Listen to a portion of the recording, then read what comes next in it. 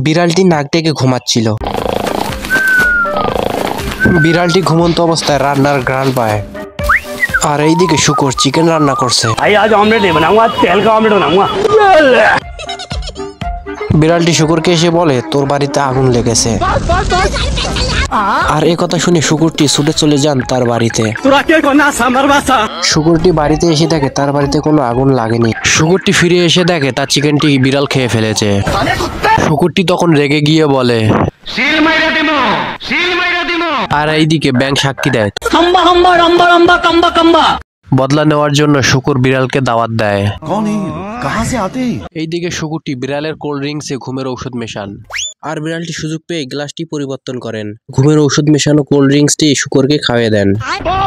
আর শুকুরটি ঘুম থেকে উঠে দেখে তার ঘর ফাঁকা। আর এইদিকে বিড়াল তার ঘরের সমস্ত জিনিসপত্র চুরি করে নিয়ে পালিয়ে যাচ্ছেন। লাঠি হাতে শুকুরটি বিড়ালকে ধাওয়া করেন।